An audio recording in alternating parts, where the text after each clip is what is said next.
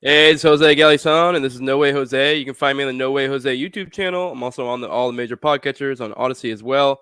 Today, my guest is Dave Smith. Right now, if you're watching this on the 8th, then you are a patron, or you're watching on Twitter, because I do send it to Twitter. But this is for patrons only, basically. In a week or so, it'll be released for Gen Pop. It will also the following day go up on, or not the following day, like right after the stream, it'll go up on Odyssey. So if you don't want to be a patron, go to Odyssey because we're not long destined for YouTube, so it's good to start moving people over there. For my Patreon, it's patreon.com. So it's No Way Jose 2020. The lowest level is $2. That gets you a live stream. Watch the episodes early. The highest is 20, and that's like the sponsor level where I read them off for every episode. So for that, I have CD McRae of the Whiskey and Tea podcast, Jermaine Vincent. I have at Space Cat 2K on Twitter if you want to follow him. And then I also have Jacob Winograd of the Daniel 3 Biblical Anarchy podcast. Today, the topic I wanted to focus on was just masculinity in general. I know it's a vague topic, but it's kind of being a man and what all that entails, because I think it's an important topic to cover.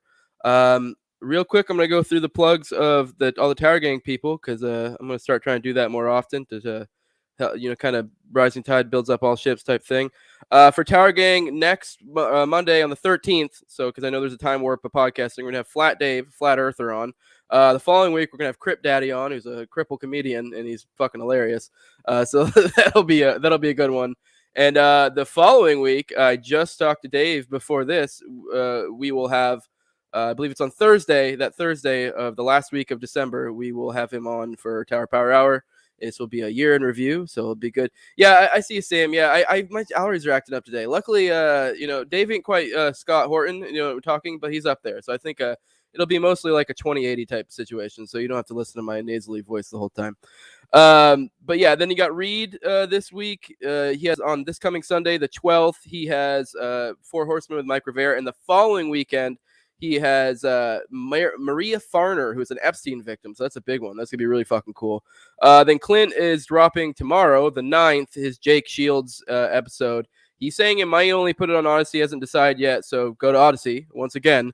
Because I guess they went pretty hard on the tranny stuff. So I guess he's like, don't want to get nuked off YouTube, which fair enough. Also go check out TopLobsta, toplobsta.com. Use Jose at checkout for 10% off. He just recently, me and all the Tower Gang homies kind of worked together, and now you're gonna see a different layout, and we're gonna all kind of group together. So and it's go check it out. You'll see what I mean. It's really cool. And with that, let's go stop fucking around and bring in Dave. What's up, dude? What's up, brother? Not much, man. Fucking excited to have you on. I think I had a little too much coffee. It was a little between like the allergies and then like obviously like having you on again. Not to sound like gay or anything. It's a little bit of nervousness, that like pre-show jitters. I don't get it as much now. Like, do you have allergies in the wintertime? I'm allergic to cats, which is people are gonna laugh because I'm actually a cat breeder. Which yeah, I'm not sure if you're aware of. I've seen you post pictures of them and shit. Yeah. Wow. Okay. But yes, which it normally is not an issue because they're hairless cats, so they have less dander. But every now and then it flares up. I got to take some allergy meds, and I'm also really bad about consistently taking allergy meds. That's where my wife comes in. If I wasn't married, I'd probably never take allergy pills and just always be like, I'm fine. But that's what a wife is for. Like, take your fucking pills. Yeah, literally, that is. Dude, I think I'm gonna have to get a cat because my daughter's like so into cats. She loves my mother-in-law's cat, and she's always like every show with a cat and sticker with a cat and everything like that. And I am just enough allergic to cats that it's annoying, but not enough to justify not getting my precious little girl a cat if she really wants one. You know what I mean? So you're just like right in that zone where you're like, I guess I just have to be uncomfortable for the rest of my life. I think that's my future. Well, we'll see. I will say I'll offer you a solid deal. I don't want your weird freak hairless cats. It sounds ridiculous. They actually legit you gotta think they're, for one, you said you have allergies, so it's like there's reduced dander there. Two, they're actually way more friendly because one, they're domesticated. Two, they've been hairless from birth, so they're like cold. So I know that, my wife likes to act like there's something special, but I'm like, dude, motherfuckers were born cold, so of course they like people. Like they're cuddling all the time. Right. So far as cuddling, they're great. Yeah. I feel like my daughter's gonna be like, I wanted a cat, not this demon that you sent over here. I don't know. Anyone we've ever had to get them loves them. And I actually was not a cat person until my wife sold me on these. And then a few years later, we were breeding them. So and obviously all of that I gets reported to the IRS. But uh, shit, I probably should say that in a smaller episode, but whatever. So like I said, I kind of wanted to bring you on to talk about like masculinity, and it kind of works out too. I just had on Monday, I had my 10-year anniversary, so it's like, and I think Congratulations. appreciate it. I know we've talked before, and like everyone knows, I'm like the Agris type or whatever. So we have disagreements, when it comes to like, what to do politically, whatever. But to me, that's not that big of a deal. But like, I actually think what's most important about you is the example you provide to young men. It's kind of funny for me because I've been a fan of your show for a long time. So I was already married when you were getting married, and I already had kids when you had kids. But it was kind of cool to see that. I do think that's like really great that is like something being seen. And there's also something too that like people know of your prior debauchery, or and then even then your current, like, you're an edgy comedian. So there's something to that. But on the other hand, you're a dad, you're a husband, like you're all these things. And I think that's a really great example for men in general, no matter what you want to do. And in a way, I think it's actually kind of almost more important than libertarianism in general. I mean, obviously there's a lot of overlap. They're both very important, but I mean, I don't know. I guess I can't really think of anything much more important than being a good man, so far as being a man, So I don't know if you have anything to riff on that. Well, I think I agree with you. I think it's way more important. I mean, there's nothing more important. I mean, look, don't get me wrong. Like, I've been able to, like, introduce a lot of these ideas to a decent amount of people, and we always hope. I don't think that there's like no value in all of us what we do. I think there's real value in talking about the truth and talking about ideas that really matter. And I hate when people downplay that, because it's like, if you're downplaying how important ideas are, you're really missing something about the arc of history and how things happen and all of that. But I mean, the idea that there's even a competition between what's more important, me like, like loving my wife and my little girl and my little boy, or what I say I believe. I mean, I don't even know what, like, so many people who we know are like, in the libertarian world, who are really like not very good people. I mean, they can say, I believe in the non-aggression principle. It's like, okay, but that takes nothing. You're just saying you believe in this. What is that? But to actually, like, all this whole thing, this whole civilization game is based on people making more people. And if you can make more people and make them like pretty good, decent people, that's way more important than any of this other shit to me. And I would say that I think we would probably both agree that within the libertarian world, there's a little bit of a deficiency in that. Like, people could use a little bit more of that. Like, this kind of, the idea of thin libertarianism, which was something that I always subscribed to, I've kind of realized it's kind of elusive. Like, it doesn't really exist. No one really is just a libertarian and doesn't add any baggage with that. Like, no one doesn't. And even the Libertarian Party, right? They have this plank where essentially they're defending freedom of association. But even before they do that, they have to say, look, we condemn bigotry as irrational and repugnant, but we do think you have a right to do whatever you want to do, right? And I'm not even against that. I think, honestly, I think most of us wouldn't have been against that in the 70s or the 80s or the 90s or even in 2004 or whatever. It'd be like, yeah, none of us are bigots. We don't like bigotry. Sure, that's not good. Like, no matter, and this is a weird disconnect, but it's like, no matter what jokes I make on Legion of Skanks or whatever jokes you make on the Tower Power Hour, if there was a business who was like, we won't serve brown people, me and you would both be like, holy shit, like, that is an awful thing to do. Like, no one's like on the side of awful racism, but it's just right now, in the moment that we live in, there's this mass hysteria about all of this shit. Like, like, everyone sees Nazis under every rock and racists everywhere and all this. So when you say stuff like that, it kind of hits as like if the Libertarian Party just tweets, we condemn racism, you're like, what are you, just like a bitch?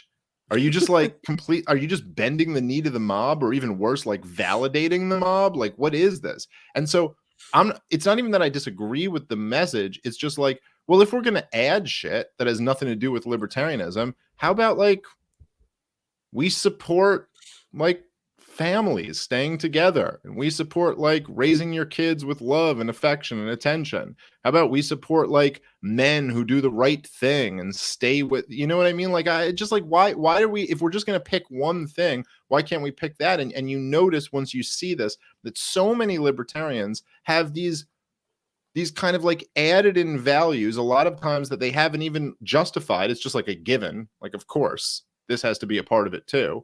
And I'm like, if we're gonna pick anything, I would say like, yeah, nothing's more important than family. And you know, I'm sure as you've, you know, because you have a beautiful family, and I've seen you post the pictures and stuff, and like, I just feel like for me, like I was already kind of like a somewhat public person before I settled down and got married and all this. And it's almost like I think I would be a dick if I didn't talk about it. It's like if you saw the best movie you've ever seen in your life, and then someone was like, "Oh, how was that movie?" And you were like, "Oh, you know, whatever." It's like, well, why wouldn't you tell them? Why wouldn't you tell them what a great movie this is? You know, why wouldn't you like, if everyone's hungry and you found food and there's more than enough for everyone, why wouldn't you be like, hey, there's food over there. Go, hey, everyone, come on. And whatever fun anyone thinks they're having in life, it's like, ma'am, there is just nothing. The real fun stuff is like watching your kids grow up. There's just nothing better than that.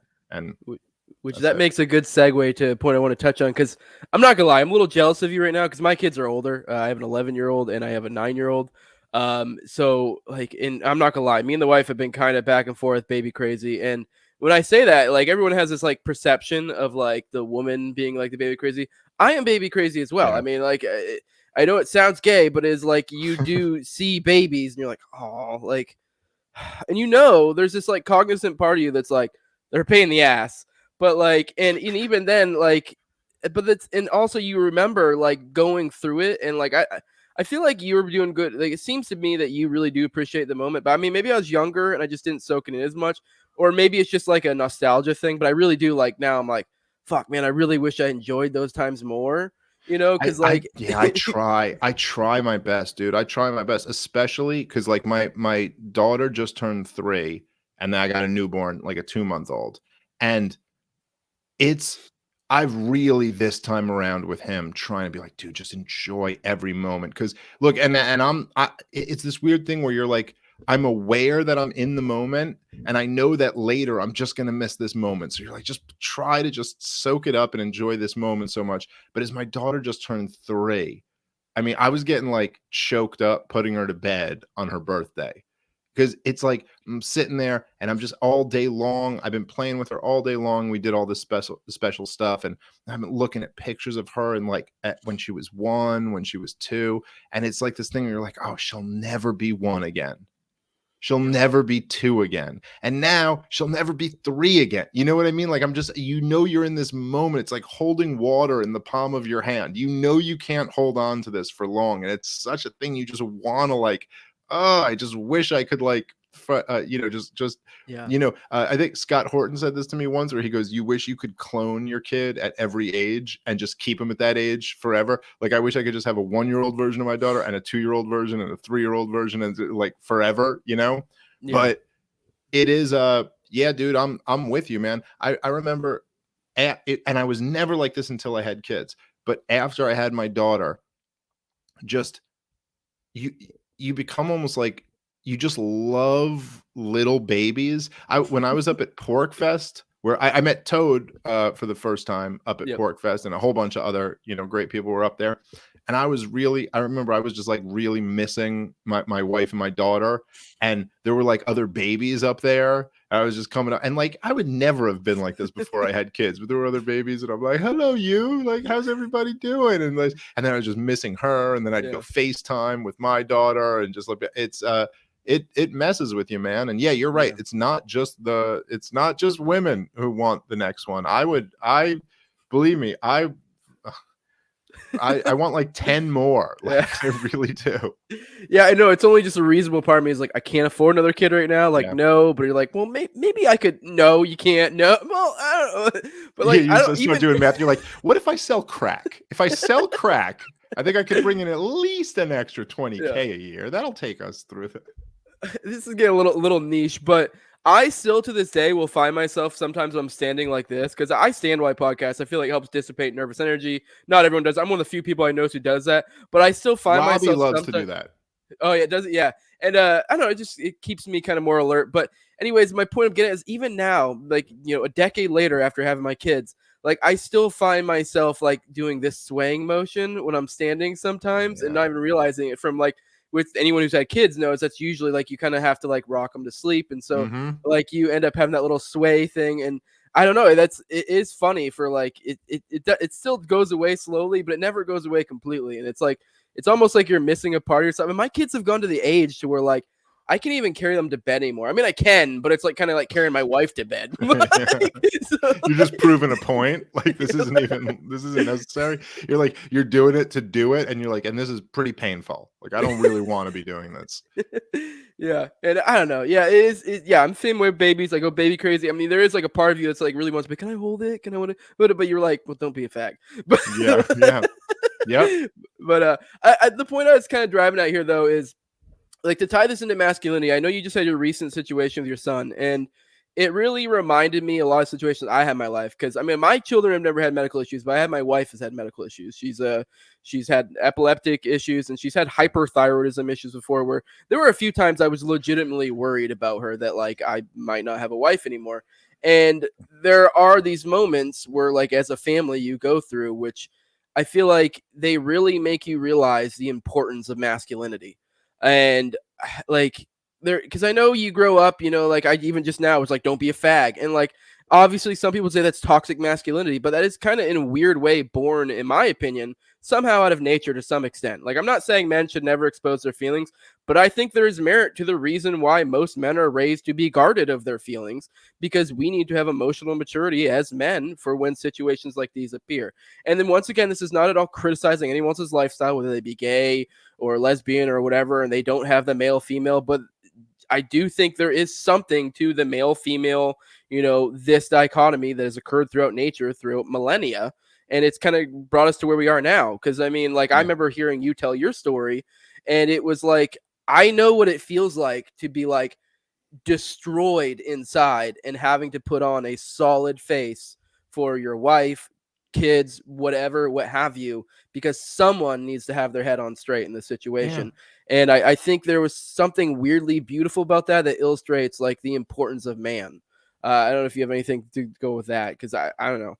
Well, I think in a lot of ways, so much of this stuff is like lost wisdom that it only in our generation of such extraordinary wealth compared to previous generations would this even need to be argued or even need to be put out there as like a controversial point when in previous generations, just because they didn't have the wealth and resources that we have, this would be so obvious. Like you couldn't even deny it. I mean, what if I don't know. What if like a couple of guys break into my house tonight and are trying to kill my entire family? What am I supposed to do? Send my wife to go grapple with them? Or like am I supposed to take a shot at it? Like what are you telling me there's no gender role in that situation? There's nothing that would be expected of a man that maybe just because I'm like, I don't know, like a 6'2" like man and she's like a 5'4" woman, that maybe I should be the one who tries to handle the situation. And yes, okay, so we have some machinery that can help with that, and by the way, she's pretty good with that. But still, I'm just saying, like, obviously there are situations where this would just be so clear. And so I think that through and this is like kind of the big myth of modern feminism, that the reason why men had the role they had and women had the role they had was because of sexism. When the reality is that the reason that men had the role they had and women had the role they had was because of nature. And that's just a fact. Like it's an absolute fact that cannot be argued reasonably. I mean, if you want to go to the year, whatever, go to the year 1880 and tell me you're going to institute like genderless norms, right? Like, how would that work? You would be like, well, okay, like right now it's a completely agricultural society, and or at least 80-90% agricultural society, and we're what are we going to do? There's as factories start being created and there's all this farming work, and then people start moving into the cities to like do this. There's like this backbreaking agricultural work, really tough, brutal farm work. Women are having multiple kids. Kids are dying in childbirth and dying in young age of diseases that are completely preventable now. So what's going to happen? What are you telling me? Women are going to go do the backbreaking work while they're getting pregnant 7 times over 15 years, and what, men are going to stay home with the kids? Like, none of this makes sense. It's just, of course not. Of course there's a role for men and there's a role for women. Now, this has changed a lot, and I'm not saying that we shouldn't re-question some of this and go, okay, well, now, I mean, if you're working in a cubicle, it's a little bit different. If you're only having a couple kids, it's a little bit different. But that doesn't mean it all goes away. And yeah, like there are differences between the sexes, and no matter how hard people try to pretend they're not, it's all normal people know this. And yeah, there is something about that if we have evolved for hundreds of thousands of years to be in a situation where when it comes to like battle, men go do that, and when it comes to raising children, women go do that, because that's the only way we're going to survive as a species. Okay, so if we've both like kind of evolved to be as good as we can be at those two things, when it comes to these kind of metaphorical battles that you're talking about, well, yeah, who do you think's going to be the one who's like thinking about how awful this feels, and who's going to be the one who like bites down on their mouthpiece and goes, okay, well, we're going to get through this, and here's how we're going to get through this. And I mean, I think it's not just like the other side might say it's insensitive to acknowledge this, but I think it is horrifically awful to not acknowledge this. You're doing something awful to people by pretending that this reality doesn't exist. And the truth is that most women are very attracted to a man who does acknowledge that does acknowledge that when the time comes, they're going to be the man in the situation. And again, it's like I was saying before, like to connect it to the libertarian thing, none of this has anything to do with libertarianism. None of this has anything to do with like private property rights and the non-aggression principle and all of this. So if you guys can attach all this other stuff, if there can be libertarians out there who say, hey, I think being a hooker should be normalized, why can't I say, well, I think this should be normalized? I think this thing, which by the way has thousands of years of like precedent and stability and tradition behind it, why can't I think that should be normalized rather than this like absurd fantasy where a dad is going to have no problem if his daughter is a prostitute? Yeah, I suck dick for money and you should respect me for it. Like, oh, okay. Like, right? Like, oh, listen, like your daughters might be like they could grow up to be a doctor or an artist or an author or a hooker, and you have no feeling about any of those things. Like there's not one of those that jumps out to you as like, nope, that one means disaster. That one means I failed.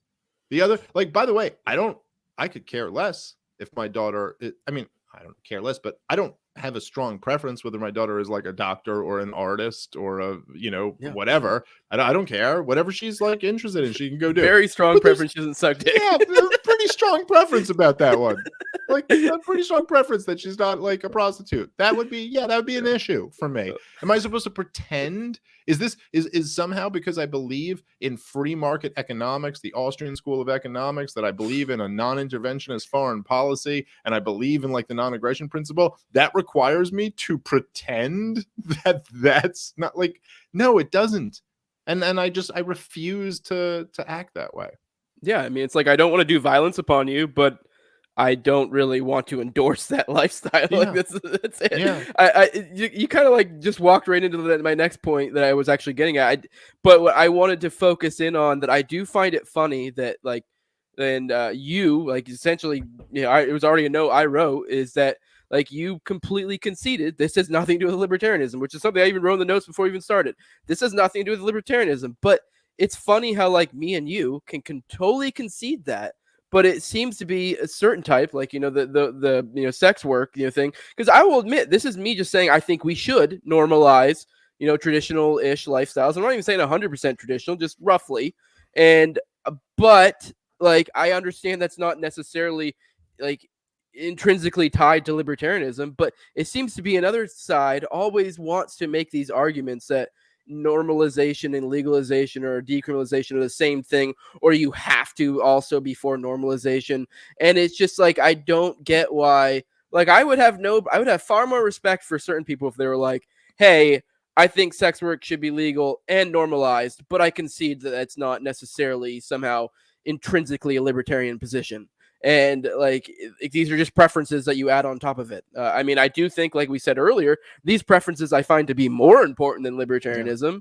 But I don't think that one they're I don't conflate the two essentially. So yeah, I mean, I would say maybe the only area I'd give you pushback on there is that I do think there's a strong argument to be made that like the if you're wondering what type of culture will support a libertarian legal order, yeah, I think there's a much stronger argument that the culture that we're talking about would support a legal order than a culture of I guess degeneracy, which people get very triggered by that word, but come on, I mean, I don't know. Look, there is low time preference and high time preference behavior.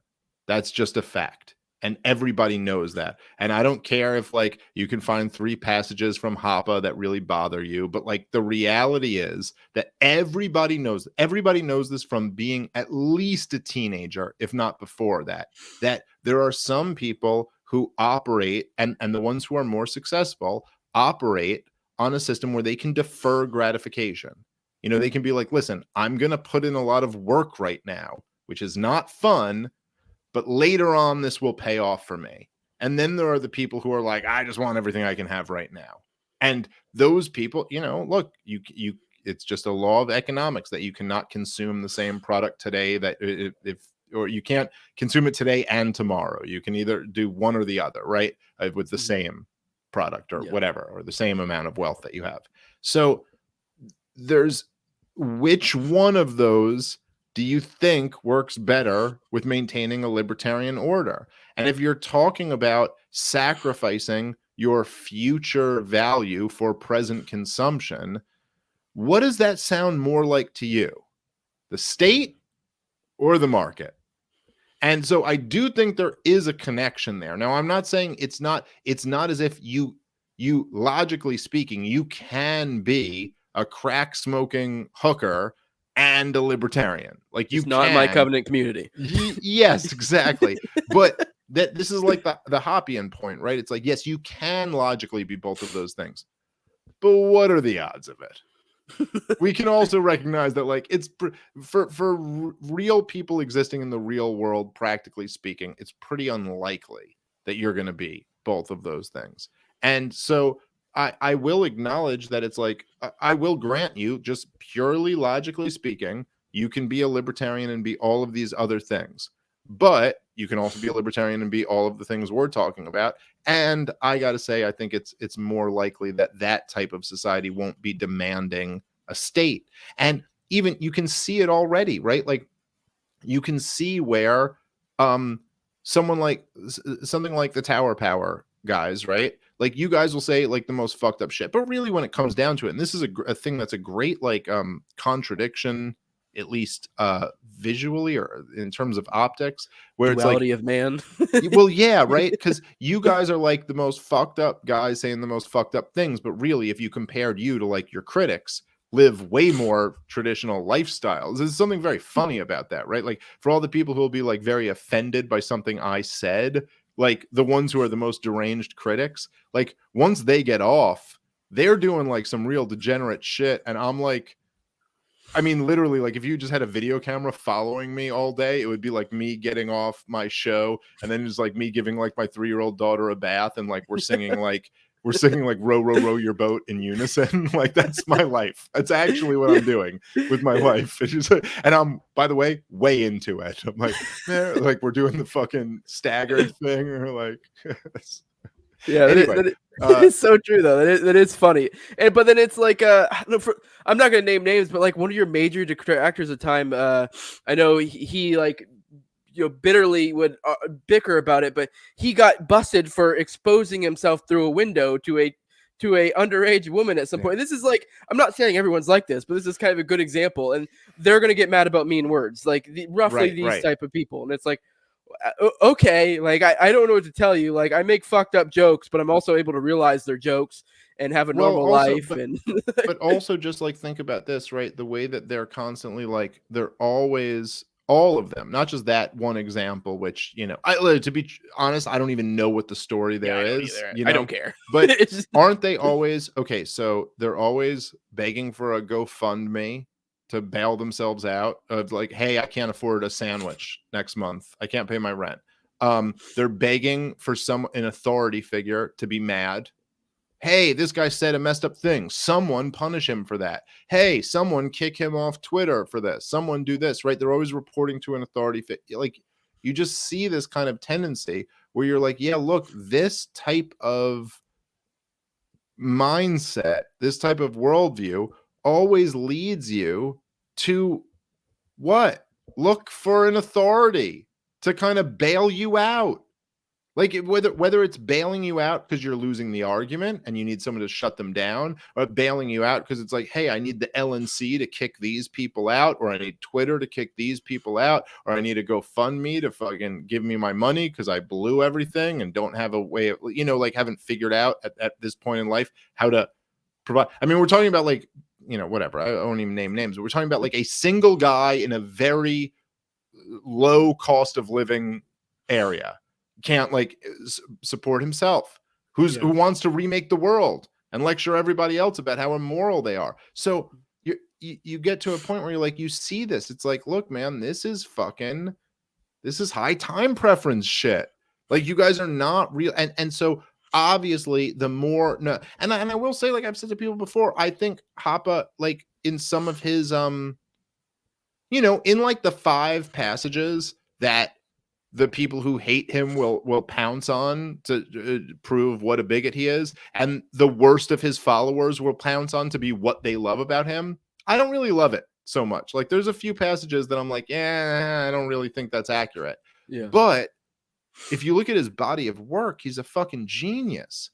And in many ways, perhaps the most brilliant living libertarian. And that point, the idea of that, the essence of like high time preference, low time preference behavior being the key to civilization. It's such a good point that it's like if you really think about what is the difference between living like hunter-gatherer barbarians and all of that and a civilization, it is all about time preference.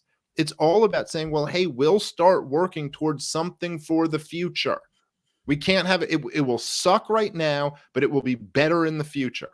That's a very important force in life in general. And if you talk about having kids, what is a better example than that? What is a better example? Like you just said, even as much as you want this little kid, you're like, it is work. And there is nothing that is work like raising kids. Like raising kids, especially doing a good job of it. There is nothing that is work like that. Like it is just constant all day, every day. You never get a break. You never you're on call at all times, and you can never turn down a call. You can never go, I don't feel, you're on. You can when they get older. Yeah, but even then, I know you can't. Like if it's really a thing, you can't. And but you're doing it so that after you're gone, after I'm gone, when we reap none of the rewards, that your kid is doing okay in the world. There's no like higher example of low time preference than that. And what is literally what creates the next generation? having kids, right? So like there's really something to this. And so again, just to say, it's not completely removed from libertarianism. I think there's something connected there, but I will grant you that, yes, strictly speaking, you can believe in the non-aggression principle and do whatever you want with your life, you know? Yeah, no, and I don't actually disagree. I get you kind of were just like shifting the framing, and yeah, I guess, but I don't disagree. I just was totally making the same point you were, just in a different way. But I actually 100% agree. I do think that this is and I will concede, and I think like this is one thing I actually brought up to fucking Andrew of Popular Liberty once when I had him on my show. I was like, the whole high time preference, low time preference thing. You have to realize it's very subjective, very subjective. We're in a very, and I kind of think most things are subjective, if not all things, but like to some extent, but it's very subjective. But we get the concept you're getting at. But I think there is an issue when you do put too strict of labels, because that is like, I know a lot of people get upset with Hoppe and how he frames some of the things, and you're like, okay, but you get the concept he's getting at. Like maybe you might not agree with his subjective interpretation of what is high time preference, low time preference, but you get the idea. Let's fucking move on and not get upset about fucking mean words. Like who gives a shit? Like you don't have to interpret it that way. Like, Well, yeah. So no, I agree with that completely, and I hate the idea of like look, there's yes, you can exactly. So you can disagree with one like application of it. Like, okay, I don't think he got it completely right there. But if you can't, if you're just like, I actually see it as a sign of great immaturity to not be able to look at something like that and go, okay, but let me take what's good from this and disregard what's bad. And I see it as an incredible sign of immaturity for someone to say, who has contributed nothing of good, to go, well, I'm offended and I'm against the bad part of that. I mean, like, at least to have a little bit of humility, at least come at it with like, okay, yeah, this guy, like, he's done a lot of shit, but I disagree with this part. No one's really going to be outraged by that. Like, okay, fine. Yeah, and it is kind of funny how I mean, don't get me wrong. I guess he did say things that kind of lent himself to it.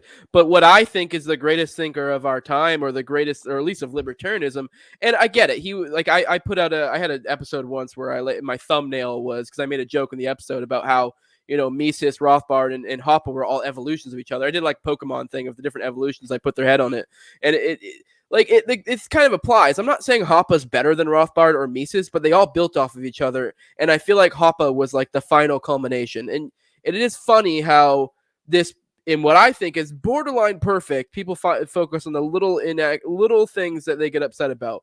And it's almost like maybe it's because he's hitting on too much truth, and that what people get upset. Maybe I'm reading too much into it, but there's something to that, I think. So I think I've talked about this before. My theory on a lot of this stuff is it's not that there are the three passages or whatever from Hoppe that they disagree with. I think because that wouldn't be enough to make people's blood boil. I think that one of the flaws in libertarianism, no, it's not a flaw in libertarianism. One of the flaws in the appeal of libertarianism is that it appeals to different people for different reasons. And libertarianism appeals to a lot of people because it is the most consistently moral, like logically deduced, like irrefutable, perfect system. And I don't mean perfect, like human beings are never perfect, but as far as a legal order goes, there is no system you could think of where there are less contradictions, where it's more like just purely deduced from logical steps, and it's just irrefutable. Like you really can't even argue against it without contradicting yourself, which is, of course, Hoppe's greatest contribution in argumentation ethics. So that's like one sliver of libertarians who it appeals to. But there's also other things about libertarianism. Like, number one, it also says to a lot of people, no one's got no right to tell you what to do. And that appeals to a whole different group of people for a whole different group of reasons. Right. So this might be someone who's pissed off at their dad, at their church, at their this. My whole life I've been told what to do. And you know what? There's nothing immoral in what I'm doing because I didn't violate the non-aggression principle. And so that's a whole different segment who get brought into this for different reasons. And you see this all the time, right? Like, it's like, oh, what's wrong? What's wrong with someone just doing acid in the woods? Like, they're not fucking violating anyone's and it's like, okay, fine, they're not, but at the same time, I don't have to worship that. Like, it's not noble. It's not like, and this is where the kind of like subversion comes in. And the other thing about libertarianism, and I'll, if I'm being completely honest, I think this is something that drew me to it at first too, that I had to grow out of, is that libertarianism offers people something very seductive, which is that you know everything. You know the answer to everything already. And what is that answer? Let the market decide. What is that answer? The non-aggression principle. You now have the answer to everything. Every industry, every system, everything. So if you're not willing to kind of like fight against that and realize that it's like, and that's the problem, is that Hoppe comes in to a lot of people who have bought into this, like, yeah, screw authority, screw my teachers and the principal and my father and whatever, like all the people who judged me and all of them, like, you have no right to tell me how to live my life, and I already know the answer to everything, and it's the non-aggression principle and blah blah. And then Hoppe comes along and he's like, well, actually, once we have a private property society, as the property owner, I can have whatever rules I want to. And I might have the rule that says you got to get your shit together or get fucking vis-a-vis, so to speak, physically removed. And then they're like, well, you're my dad again. Like, you're everything I was rejecting coming right back to me. But they can't really argue against him or anything like that. So, it's just, but that, to me, there's something about that is why they hate him so much. That he represents everything that they thought they were rejecting with libertarianism. But to me, it's like, that's never what this was. That's never what it was supposed to be. Yeah. I did want to backtrack. There was something you said earlier that kind of sparked something in me, and I didn't have this in my notes, and something I wasn't going to bring up. But I made a poll the other day, and I do think it kind of weirdly plays into this conversation here. And the poll I put out was, what is better for liberty on an individual and collective level? And I put in the poll, I put someone who isn't politically involved whatsoever, but has their life together, like roughly, obviously speaking. I mean, this is a poll. I can't get too nuanced on Twitter. So, and then the second option was an LP activist who doesn't have their shit together. And it ended up being like a 91 and 9. And I mean, I'm actually kind of disappointed that the second option got 9%, because that kind of blows my fucking mind. Obviously, I don't know if it's people being begrudging and thinking I'm making an agorist point, but you could even be an LP activist and make the same point. It's kind of just like and it's kind of a lot of what we're saying here, where it's like, you need to some extent have if you want to spread these messages or whatever. I think there is something too, like, if you look someone who's sucking dick through a fucking a glory hole in a fucking gas station, I don't think people may not want to take your advice as much. But if you look like someone who has a family or whatever, just, I mean, and that wasn't even like a gay thing, by the way. That was just saying, no, forget that. Forget even looking like talking like, and being that, like it's just that if you, I mean, I don't know, unless you just want to, and it's not, it's not a gay thing or whatever, because there are fucking gay, I grew up in Brooklyn, and like I've lived in a bunch of different areas in New York City, and some of them, like, with a lot of gay people. Some of those gay people are fucking bosses. You know what I mean? Like, they're gay people who are like, fucking go to Chelsea, go to Park Slope, Brooklyn. Like, there's those people, and they are not. These are people with low time preference who live like very nice lives, and those people do fucking work. They could convince people of how they feel, and they have serious jobs and all this shit. But like, if you're sucking dick on camera, let's say, who the hell are you going to convince of anything except other people, like, in that rung of society? And so, best of luck. I hope you convince them to be better, but look, there's no, you can't, it's like the Jordan Peterson thing, right? Like, you can't sit there, you can't be a guy who literally can't make his rent can't make his, doesn't have money for food, doesn't have money for anything, doesn't have a wife, doesn't have a girlfriend, doesn't have a boyfriend, doesn't have a kid, doesn't have anything, and then start lecturing everybody else about how society should be changed. I mean, that's just, no one's going to respond to that. And you have to start inward and build outward from there. That's the only way, at least to some degree. I'm not saying like, like it has to be complete. You have to be perfect before you can take on the world, but there has to be something. And so, and again, like I said before, I'm not, and this is maybe where, me and you as an agorist and me as somebody who's a member of the Libertarian Party, I think we're not maybe quite as far apart as we think we are. I mean, I do think there's like value, like tangible value in very local political action. I do think that means something, and maybe we disagree on that. I don't know exactly what your take is on that, but I've said before, if I wasn't an agorist, I'd be an Hoppian. So, well, yeah, but like, I mean, look, there are things like, there are things that are changed, like, open carry laws, or legalizing, marijuana, or legalizing mushrooms, or things like this, that like you can't downplay that. Like when that happens, that really saves people's lives. That is, somebody's life would have been ruined that is now not ruined because that was legalized, right?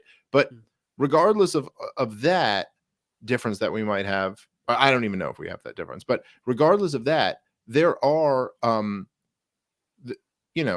in general, I'm not a person who really believes that like the solutions are going to come from politics. I'm somebody who believes like the solutions are going to come from ideas and things like that. But if you're talking about like having your life together versus not having your life together and saying the right things, I mean, whatever the person who has their life together says that is right will be heard 100,000 times more loudly than whatever the person who doesn't have their life together says. And that's just the truth. Now, there might be some exceptions to that. There might be somebody who's like got a big platform and no one really knows how not together their life is. And so they say something and people kind of listen to them. But just like just imagine like your fucking, your uncle or your friend or your wife's friend or someone like that who's just a mess gives you some advice on something. What are you going to think about that? You're going to be like, dude, get the fuck out of here. You can't even figure out your own shit. Like, I would push back a little bit, because I think, and it's the kind of same idea you made before, where it was kind of like, technically, sure, you could be this like essentially libertine or whatever and have your shit together. I forget the exact example we used earlier, but it's kind of the same idea here, where it's like, if you don't have your shit together, like I get it, you could have like a podcast. And by the way, I'm not at all, I will fully admit that I don't personally think I have my shit together, but I probably, no matter what point I'm in my life, ever think I have my shit together, just because that's how I am. But point aside, like I think generally, if you really don't have your shit together, people can kind of read that on you. And like, sure, technically, maybe you just really are that suave with people to where you can kind of put on this air that that's not the case. But generally speaking, if you had that kind of suave about you, you probably would apply it in other ways and have your life a little more together. So no, that's it's possible. That's a fair point. Yeah. So, but yeah, we definitely agree there. I mean, coming from different perspectives. I did kind of want to move on to. I was listening to Pete today on. He was doing a little fucking Uncle Ted. They're doing the Systems Neas trick, and they were kind of bringing up how like they went after the system. The anthropomorphizing. This whole thing.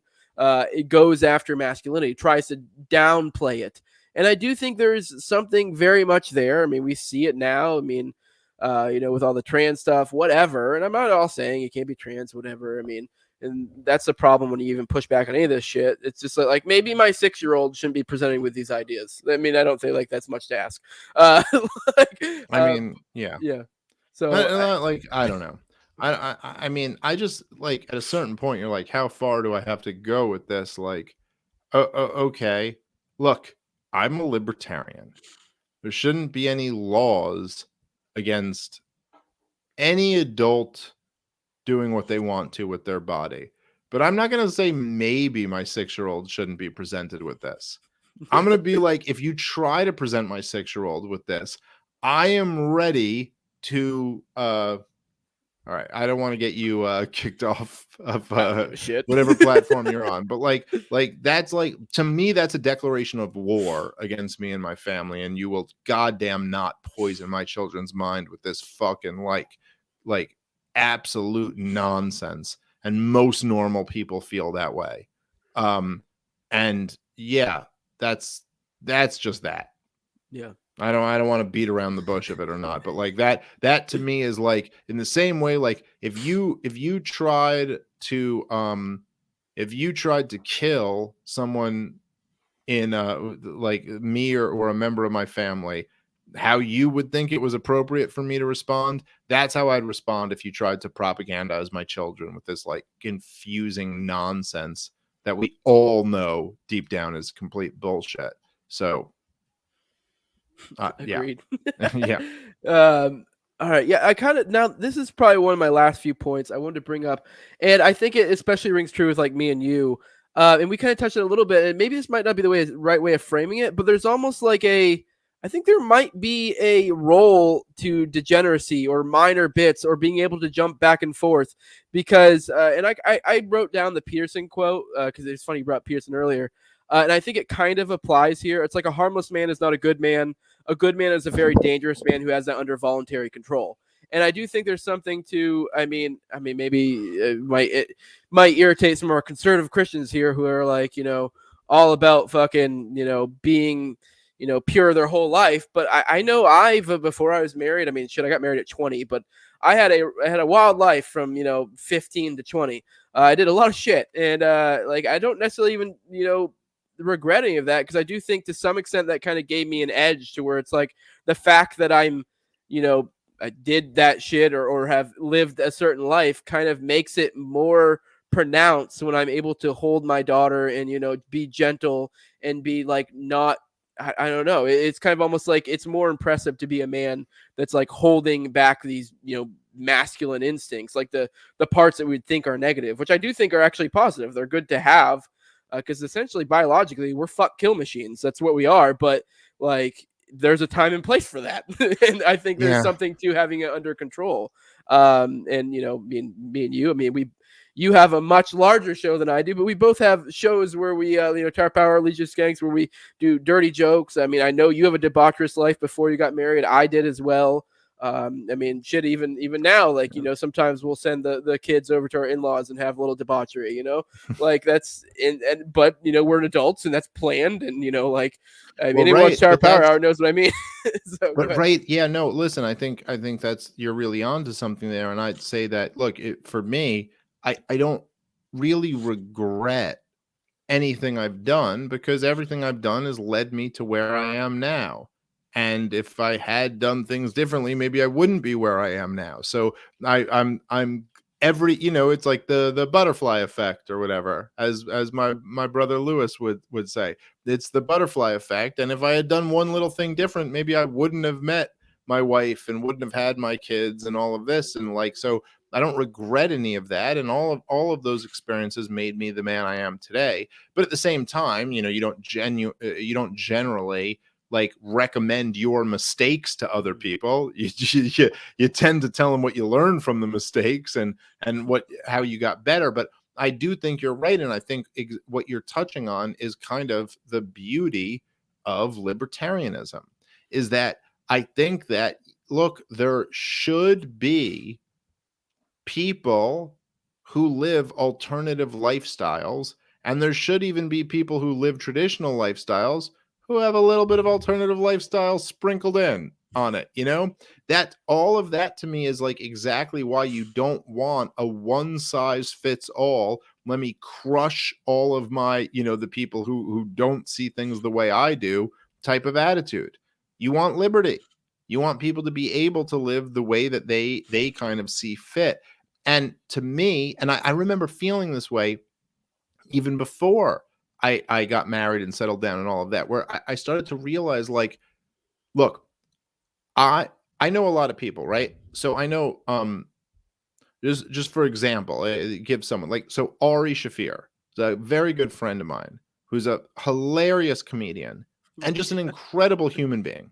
Just an incredible. Now you may not get that if you just see like him as the prankster that you know him as, but he's a really great person. I promise, a really, really great person. I mean, you get that And vibe from him, though. I guess that kind of yes, plays to my point I made earlier, but where you can kind of feel this on people. he lives a lifestyle that is bananas, like just fucking insane. Like he's just gonna go like on a whim. He's just gonna go to the fucking like I don't know to the jungle and go do LSD with some random people, and then spend fucking 4 months there, and then come back and tour and do stand up comedy, and then do all this other shit, and like, and it's a great. He really enjoys what he's doing, and that's fine. He should be allowed to do that because he's a special fucking person. And that Ari Shafir is a fucking special light in this world that other people should see and be like, man, that's an incredible energy and an incredible person and all of this. But the idea of promoting that as that's what the normal person should do just seems a little bit ridiculous. Yeah. Like, even if you're living in a kind of like, alternative lifestyle, you might recognize that it's not what you want everyone to be living. And that if we're talking about like my ideal, and again, I wouldn't enforce this because I'm a libertarian. I wouldn't enforce this on anyone, but this is just like what I'd say my ideal is that what should be promoted and pushed on people is the kind of like normal lifestyle. And then people should be free if they want to live an alternative lifestyle. But that's probably not going to work out best for most people. And the problem is that right now, what is promoted and pushed are these alternative lifestyles, which end up in misery for most people. And this is why you have these fucking like angry 50-year-old cat ladies who are lecturing everybody else and like kind of fucking destroying society because it's like, yeah, no, that didn't work out too well for you. You weren't supposed to do this. Like, you work at Arby's. Like, you didn't have this wasn't a good choice. You weren't supposed to go like, no, I don't fucking need a man and I'm going to complain about every man in my life. It's like, no, you were supposed to find somebody and settle down with them. And that it's fine if you want to live one of these fucking lifestyles. That's fine. But I just think that and it's fine for people who like are married and have kids to sprinkle in a little bit of fun and degeneracy and all of that. I don't think there's anything wrong with that. But I do think that the problem we have right now in our society is that we don't tell hard, honest truths to people that we really should tell. So we don't, it's like, we send and when I say we, just as a society or whatever, we send these messages to like 25-year-old girls that it's like, look, it's like sexism and you can be everything a guy can be and you can be all of this and blah blah blah, and like, why should you ever settle for any of this, and you go do you, and if you want to, if you want to have an OnlyFans or if you want to do this, you go do it. And no one's telling them what the truth is, which is that, look, and it's a harsh truth, but when you're 25, it's like, look, you got 10 years to make a decision of what you want to do forever. And that's it. After that, you're done. I mean, I guess I'm completely done at 35, but if you're 35 and you've been living this degenerate lifestyle for your whole time, who are you up against it if you want to have kids and have a family? Man, you better find the guy, get pregnant immediately. And by the way, at that point, your options are limited. Yeah. That's the truth. Your options are crazy limited. And like, here's like, look, even if you're 25 and you start having like an OnlyFans, or you start like just whatever, just like if you start like being like crazy promiscuous, it's like, okay, look, if you never want to get married and have kids, then fine. Who the fuck cares?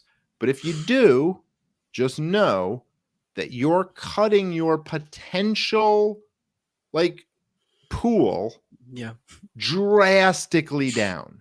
Now, I don't know. I'm not saying like, I don't want to speak for you. I mean, you can say what you want, but most guys that I know, whether you think this is right or wrong, would not ever marry someone who has been wildly promiscuous. Like wildly. Like if they were like something like insane. Like there's just pictures of me blowing a dude online all over the place. I'm Would gonna you cut marry that a out. chick like that? No, yeah, Okay, I so do you wouldn't. Now I'm yeah, not go saying ahead. I'm not saying that's right.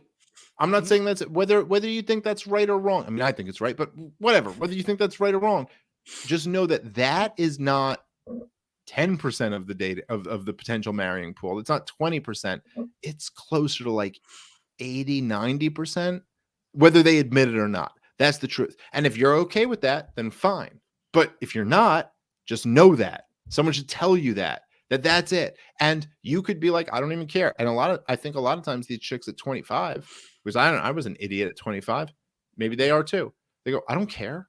I don't care if I cut out 80, 90% of the potential pool of marrying people. I don't want to get married. But it's like, just know when you're 35 and you decide you're not having kids, even maybe then it doesn't fuck with you. But guess what? 35 is not the end of life. You got to be 45 and 55 and 65 and 75 and 85. And just think about all those years, how it's going to feel when you look back at life and go, what did you do? Do you have these beautiful kids and these beautiful grandkids and these beautiful memories? Or do you have what will be the equivalent of a Polaroid of you fucking like blowing some dude online? Like I just think people should be more brutally honest about this, and that go like, listen, these alternative lifestyles are okay for some people, but the traditional lifestyles work way better for a much larger percentage of the population. That's my honest feeling on it. Yeah, I mean, be mad about this statement all you want, anyone listening, but the general sentiment of most people, I mean, maybe it's unfair, maybe it's not. I don't really give a shit. But the general sentiment is a key that opens many locks is awesome. A lock that's opened by many keys is useless.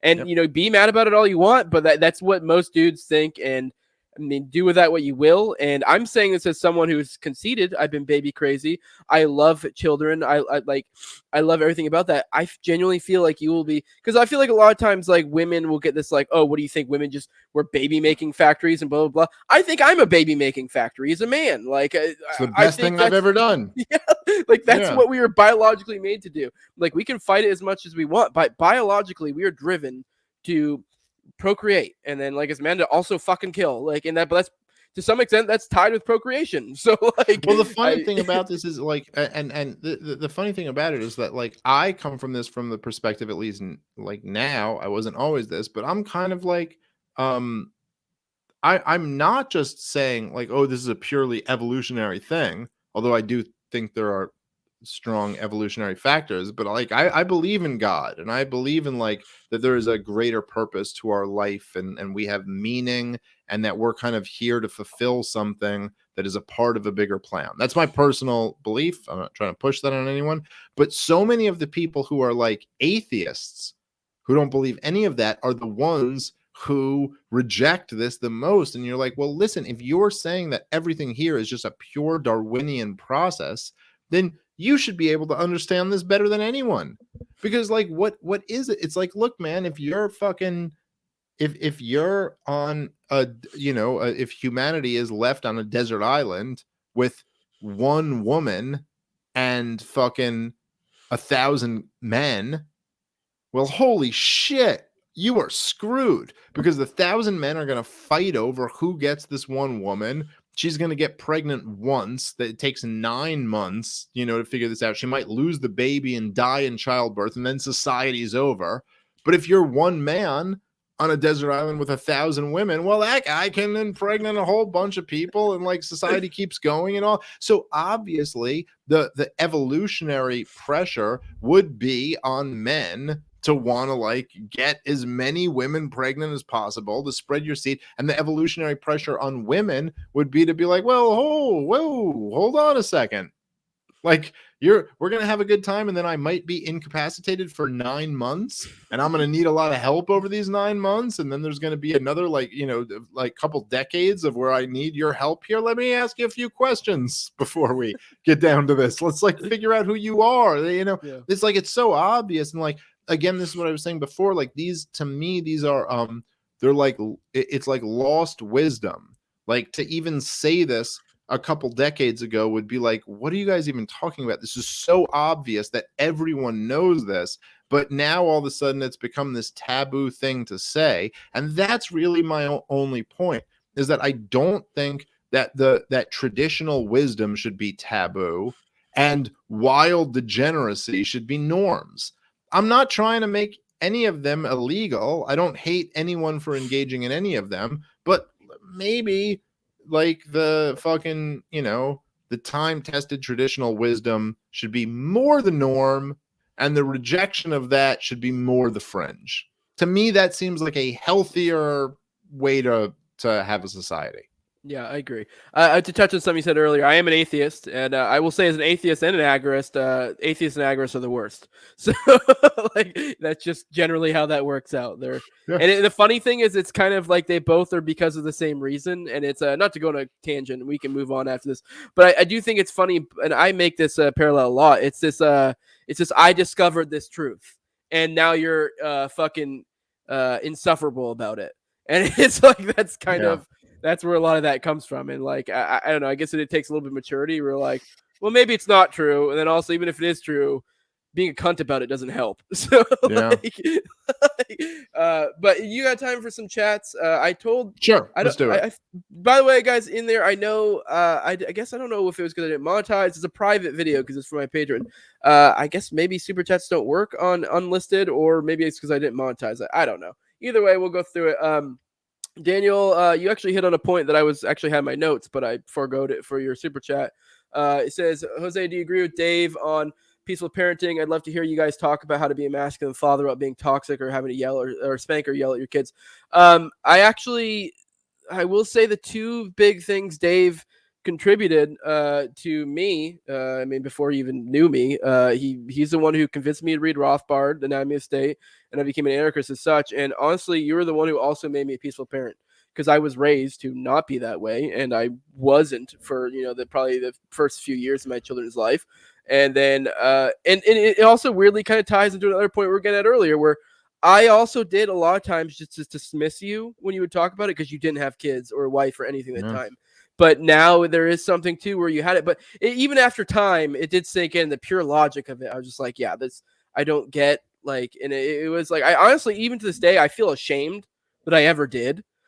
So anyone out there, I don't think you should. I mean, now you also did, Daniel, talk about yelling, and I will admit, it's hard. My kids are fucking older, and they're getting to the point where they have personalities, and they can be fucking assholes sometimes. It gets a little bit harder when they're not as cute, and because I mean, obviously, when a kid's just screaming because it's hungry, you're not just gonna fucking yell at it. But when it's like "fuck you, dad," you're like, oh. Well, I understand, and I understand even.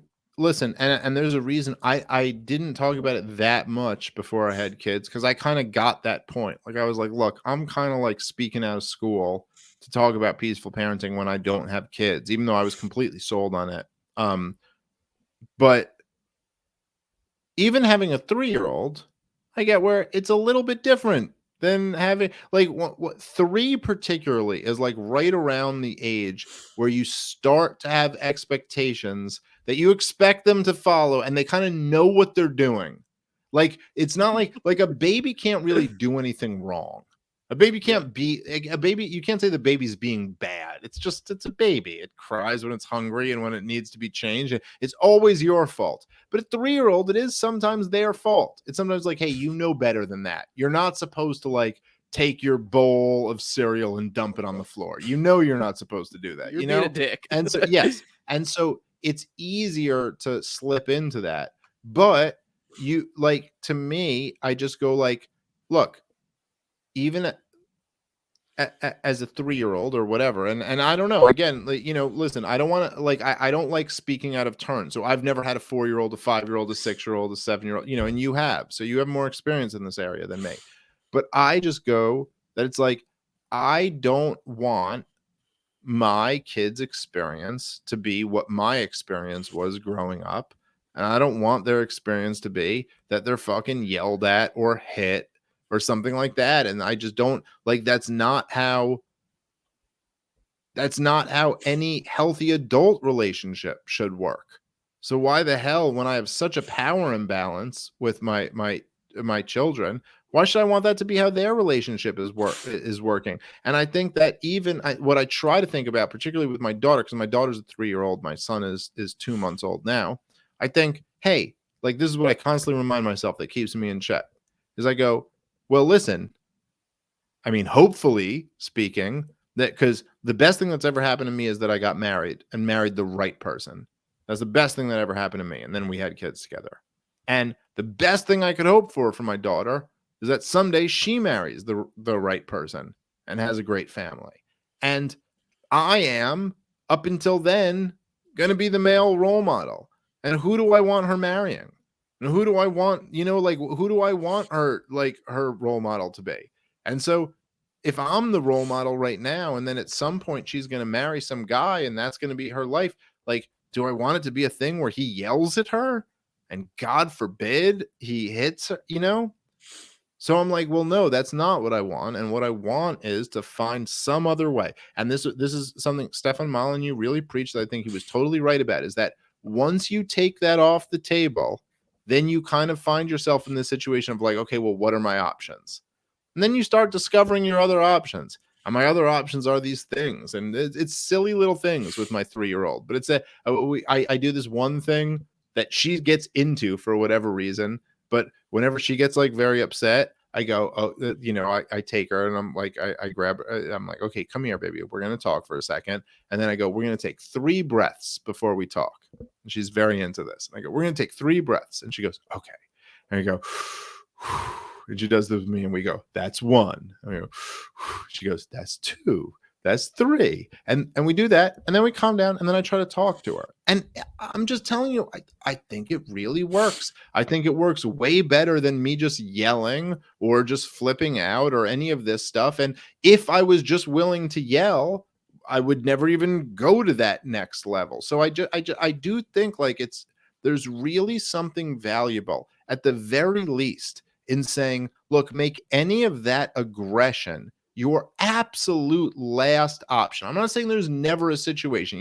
If your daughter's running into oncoming traffic, you tackle her and you make sure she can't get in there. But make sure it's your absolute last option. And if we are libertarians, right, isn't that the whole principle? Make violence or the threat of violence or anything like that the absolute last option. And that's if she's running in traffic, roundhouse kicker. So I mean, if you have to, but you got to roundhouse kick her and then catch her with the other hand. I mean, they're tiny, they're teeny little people. You can do whatever you want. I don't know if it's just like this fucked up intrusive thoughts, but I don't know if this maybe it's just me because I'm more of a fitness guy. But sometimes I'll just see like a smaller person, just wonder like, what would happen if I just punched you as hard as I could? What do you mean more of a fitness guy, bro? I'm working out all day, every day, dude. Yeah. Totally jacked. Yeah, I'm not saying you aren't. I'm skinny. I'm skinny on camera, but like in person, when you see me, I'm fucking ripped. Yeah. Yeah. Listen, there's, of course, we all have these fantasies, Jose. You're like, could I lift them off their feet? I don't know. All right. Code Juice Rock. That's a joke for my patron because I give him a code for chat priority. That was not the code I gave him. Big Dave fan. I love all your episodes. Do you still play basketball, and how good were you? I don't know if that's an assumption because you're Jewish. You played basketball. No, I was a basketball player. I was the captain of my high school varsity team. I was a basketball player. I haven't played a lot lately, and I'm probably not that good anymore, dude. I'm old, dude. I'm 38 and I'm gonna be fucking 39 in a few months. So like, I haven't played a lot lately, but I'm still, I don't know.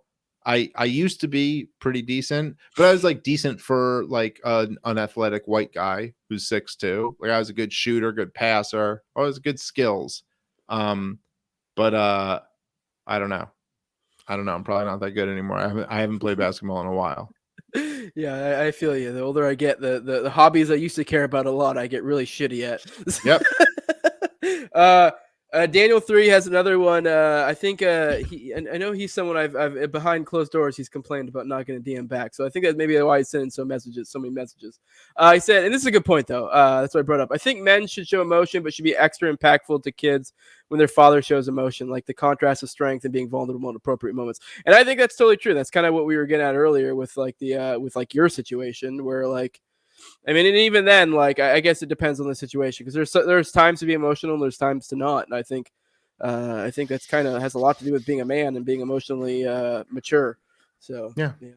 So, No, I agree with all of that. I think that like you're like it's not that men shouldn't be emotional. It's just that men should pick and choose when they are, and that yours like your job is that like when it's important.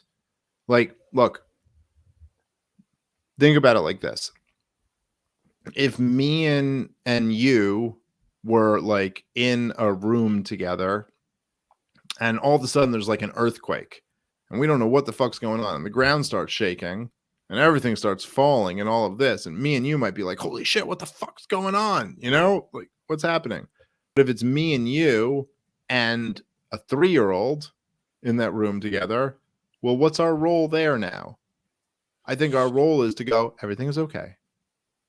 Now we don't know everything is okay, but still the role is to say, let me curtail my emotions so that you do not have an emotional problem with this. That to me is essentially what we're talking about here. That you swallow your own thing and go, hey, everything's okay. Everything's going to be all right. Don't worry about it. And then I look over at you and give you a look like, what the fuck's going on here? So that 3-year-old doesn't see it. I'm like, Jose, what the fuck are we doing? Are we going to all die? But like that to me is the essence of being a man. It's like that when it matters for the people you're there, look, man, that's the highest level of being a man, is protecting and providing for people who are not as capable, if that's the word, as protecting and providing for other people. And I don't mean that in a diminishing way. And I hope people don't. And this is the thing that, like, if people want to pick this apart or clip this up and make this out to be a gotcha or whatever, go ahead. I've got plenty of them out there already. But please do. It'll be great for my channel. Not, I would. But listen, it's not that I'm saying like this isn't a superiority or inferiority thing. My wife is better than me. And I mean better. Like across the board better.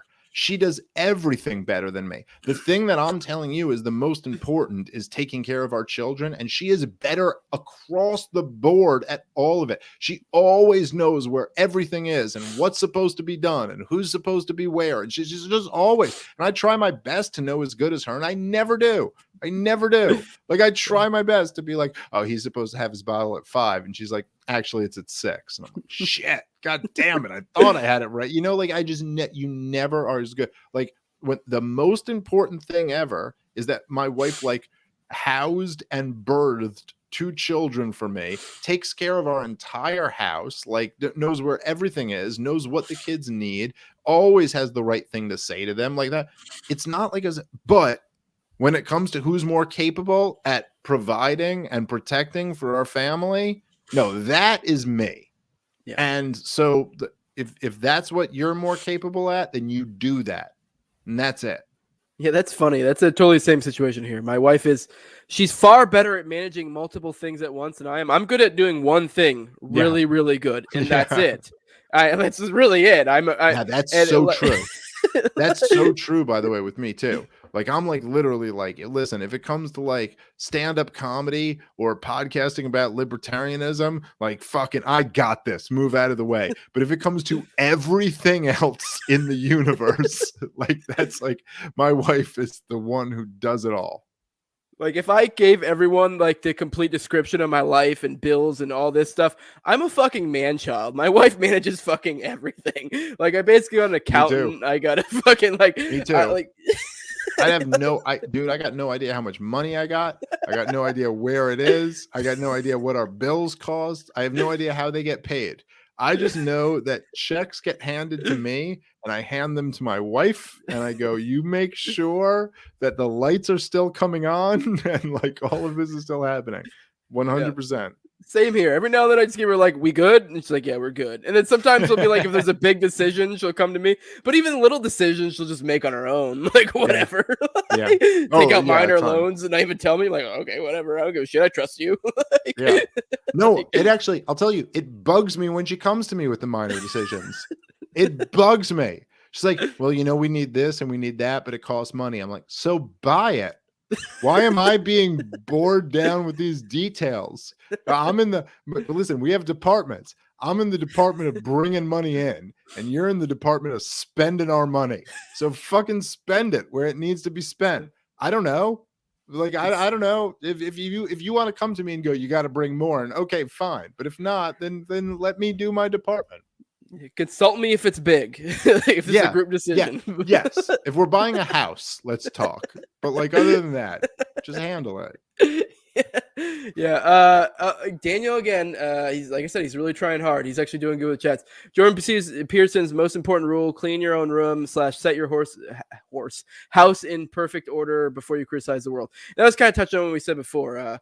I've actually was just on a podcast the other day where I was critical of Peterson when it comes to religious stuff because I think he kind of just says a whole bunch of nothingness, but he is really great when it comes to this stuff. I was really trying my best to not shit on Peterson because he is great in a lot of ways. I'm just not a fan of him when he goes into religious stuff. He kind of gets into a whole lot of deepities that mean nothing. Yeah, in my opinion. So. I think there's been something. I think he cops out sometimes. Yes, when it that's comes where to the religious stuff. And but man, I think that, with this stuff, it's not a complete, as far as I'm concerned, it's not a complete rule. Like, or it's not a law. Like if you could be a person who's a mess and still say, hey, I think whatever it might be. I think taxation is theft, or I think the war on drugs is evil, or I think we should stop the genocide in Yemen or something. And you're right. And to say, hey, your life's a mess is a fucking logical fallacy. Like that's not actually, they're still right about what they said, So it's not as if it's a law that you have to have your own house in order before you can take on these bigger issues. However, you're better off erring on the side of that advice than not, if that makes sense. Yeah. So in the same way that, like, if you want to view yourself as a victim or view yourself as empowered, neither one of those is necessarily more factually correct than the other, depending on your situation. But one is more productive. So the idea of saying, look, I'm going to get my own life together is more productive than saying, I don't have to worry about that because I'm right about these grand things. And so it's not that you can't be right about the grand things without getting your life together. But I think we all know that you see people all the time who are talking about how they want to remake, look, even the Libertarian Party, but let alone that, like society, like I have the answers to remake everything, and you can't even make your own life. And if you see someone like that, that in itself doesn't prove them wrong about how they want to remake the party or remake everybody's life, but it does make you go like, dude, you can't even get this together. Like, how the fuck do I trust you to get everything together? And probably about 99.9% of the time, the person who can't even get their own life together has no business telling a large group of people how to get their act together. Yeah, for sure. Bonghorn Leghorn, which is one of my patrons, he put women are the only beings with a name value. Men have to constantly earn their place. And like maybe we could like fit like quibble around the edges, but for the most part, I 100% agree with that. I think that is actually kind of at the root of a lot of what we were getting at here. I mean, to some extent, yeah, women sort of have to prove their value, but not nearly as much as men do. And I feel like that kind of, in a way, says more about women than it does. Like, if anything, that's bringing up women, but they like it was flipped. So, but go ahead. Yeah, I kind of look at it like I almost look at it like women start at 100 and men start at 0. Yes, that's a good way And to like put it. women can lose and lose, and men can gain and gain. So women have to maintain their value, and men have to always increase it up and up. I'm not saying that's a complete law, you know, there's exceptions to all of this stuff, but like, yeah, like women can like lose that innate value that you're talking about, but men have to do something to get themselves to that level. Something. Not always, but you know, for most cases. Yeah, that's a better way to put it. And here's a woman to back up what we're saying. Women are biologically driven to be selective. Not being so carries more risk for women than men. These instincts shouldn't just be ignored. And you were getting at it earlier, and that's 100% correct. Let's see what else I got. That's just a fact. Yeah, and then this whole podcast was just so I could figure out what sex is, so that's good. I think that might be. I'm not seeing anything. Give me a second, see if I get anything else. It really fucks with it that I don't have a. Oh, Travis Tyree wants to get you on the Travis Tyree workout program. But if you ever do want to talk fitness, this is a great guy. He has a similar build to you, but he's fucking ripped. So he's a tall guy. Yeah. So I'm already there, I feel like. So Yeah. similar build to me. He doesn't need you, Travis. I don't know what you're talking about. Yeah. Travis, I'll give you a couple tips on how to get ripped. Yeah. Thank you. I appreciate it. Just a pack of cigarettes a day and a fucking pot of coffee. That'll fucking do it. Yeah. That's what I learned from coffee. You'll slim up not from coffee, but college. I learned that real quick. All right. Well, I think we're at the end here. So if you want to drop your plugs, as if people don't fucking know who you are already, but that's what people do at the end of podcasts. So. Well, I don't know. Listen, I'm gonna be at a whole bunch of the LP conventions. Let me just say that I'm coming out to a whole bunch of them, and I'm making a big push. I don't care if you're a dirty agorist, Jose Galasson. Yeah, if those are not to cut you off. I put out a tweet a while ago that agorists are just people who go to LP conventions and don't do the boring stuff. Yeah, well, that's fine. I don't care. Listen, this is all I'll say. Okay, this is all I'll say is my final like pitch, and I'm not saying I'm going to change your mind right now or any other agorist, but I go, look, you're an agorist, and that's fine. I support agorism. I think it's great. I think it's fucking way better than most people are. But you still do your podcast because you want to fucking tell people about some shit that you know that maybe they haven't heard. That might be some interesting shit to tell them. So you're still kind of, at least in the world, of concerned about spreading a message of some sort. And that doesn't mean it has to be a preachy, like this is the message of the truth. But what we're doing right now with the Libertarian Party is about to spread a message in a more effective way than any of us alone could have done through podcasts. And it's a really great fucking moment right now where the Mises Caucus is about to really fucking do some cool shit in the Libertarian Party. Like everything I've been talking about for the last year and a half is coming to fruition now. And we're taking over all of these different states, and we're taking over all of these positions. And I'm going to be out at a lot of these conventions with the explicit goal of getting Angela McArdle elected to be the next chair of the Libertarian Party. I think everybody, even agorists who don't care about politics, will appreciate somebody as based and awesome and fearless as her being the one kind of making the decisions. And I think we'll all enjoy that a lot more than who some of the previous chairs have been. And this is going to happen, but anyone who can help, we really appreciate it. So whatever you could do to support the Mises Caucus, please come do that. And besides that, at the actual conventions, I'm coming to, I believe, Arizona, Connecticut, Colorado, Texas, California, Pennsylvania. I'm coming to a whole bunch of the fucking state conventions and giving speeches and doing fun shit and all that. So check that out. Part of the problem is my podcast, of course. And it was fucking great. I really enjoy fucking talking to you, Jose. Yeah, no, this was fun. I really enjoyed it. I will say I was very impressed with Angela when she came on Tower Power Hour, because it is like, for any politician-ish person coming on Tower Power Hour, it's very much like, all right, what you got? Like, what are we dealing with? And you're like, all right, you're pretty dope. She's She real deal. surprised By me. the way, I have not seen it yet, but tonight, as we're recording this, she debated. She debated. Yes, on the fucking whole vaccine passport thing. So I'm really excited for that, because she's one of the people where, at least, like, like we all have this thing with, just forget politics aside, agorism versus political action or any of that. But like when someone's like arguing your point, and you're like, I hope they fucking do a good job.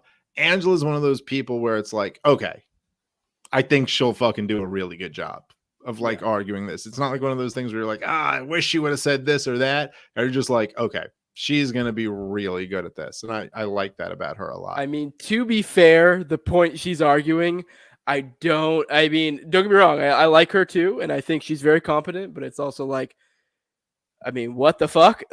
Like, this is what you're arguing? Like, but in many ways, that makes it more important. Yeah.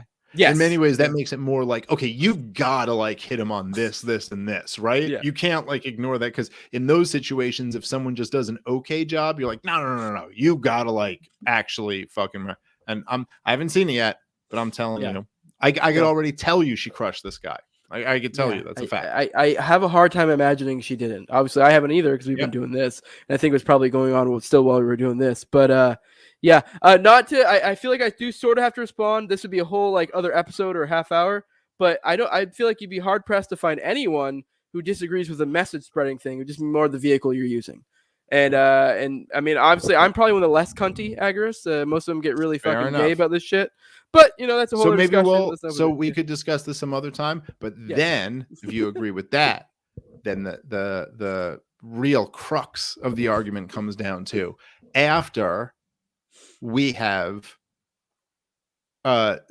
taken and we own the fucking third political party in America, whether we're less able or more able to spread our message. And if that's your argument, then fine. If you're saying, I don't disagree, if you're saying that this makes no difference in my ability to spread the message, then just watch.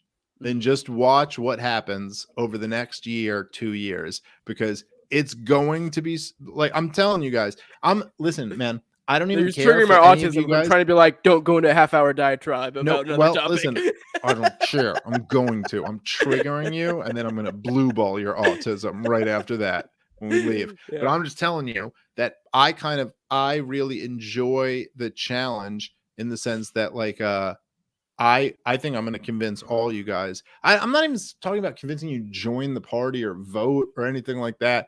I'm just trying to convince you guys to be like, yeah, that's fucking awesome what you guys are doing, because it's going to be something really fucking cool. So watch out for it. I genuinely think you will change a lot of minds. I'm trying not to be aspy and go deep into it, but my argument's not at all. If anything, I'm more have a long-term argument, and I might be wrong. And I'm not at all someone who says there's no benefit whatsoever political involvement. I mean, I have my orders of preferences within it, but all right, I'm trying not to go aspy. You stop fucking triggering my autism. I'm like trying not to go deep into it. But with that, this has been really fun. I'm really glad you came on again. This was fun. But yeah, this has been the No Way Jose podcast. I'm on YouTube, on all the major audio podcatchers. I'm on Odyssey. If you want to follow me on Twitter at 2020 No Way Jose. If you want to support me, patreon.com/NoWayJose2020. I'll try to figure out the super chat issue for you guys later. I don't know if it was just because I didn't monetize it. I don't fucking know. You'd think I could figure out a way to be able to put it behind a paywall and fucking do super chats. Whatever. I don't care. But like, share, subscribe, comment, all that shit for those people watching it later or now. With that, we're out. I really appreciate you being here, Dave.